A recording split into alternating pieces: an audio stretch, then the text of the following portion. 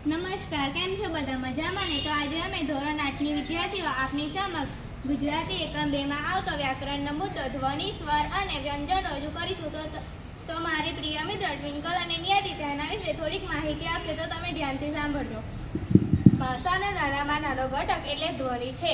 ભાષાના આવા ધ્વનિઓને આપણે પરંપરાગત રીતે સ્વર અને વ્યંજન તરીકે ઓળખાઈએ છીએ. ફેફસામાંથી નીકળતી હવા શ્વાસ નળી દ્વારા આવે ત્યારે સ્વર પેટી જ્ઞાનતંત્રીઓમાં આવે ત્યારે અવરોધાય છે. પછી મુખ પંથ કે નાસિકા પંથ દ્વારા આવે તેને ધ્વનિ રૂપે સંભળાય છે.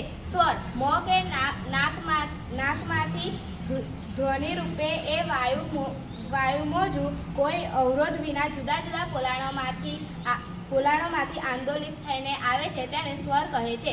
હવે વ્યંજન વિશે મારી મિત્ર નિયતિ તમને સમજ આપશે. વ્યંજન મોં કે નાકમાં ધ્વનિ સ્વરૂપે સંભળાઈને ક્યારેક પૂરેપૂરું અવરોધાઈને બહાર આવે ત્યારે તેને વ્યંજન કહે છે. વ્યંજન એટલે V+ અંજન એટલે આપણું મેળવણી કરવી, જે ધ્વનિ ઘટકને એકલો સ્વતંત્રતા ઉચ્ચારણ સ્વરને વિશિષ્ટ મેળવણી કરવી પડે તેને વ્યંજન કહે છે. Thank you.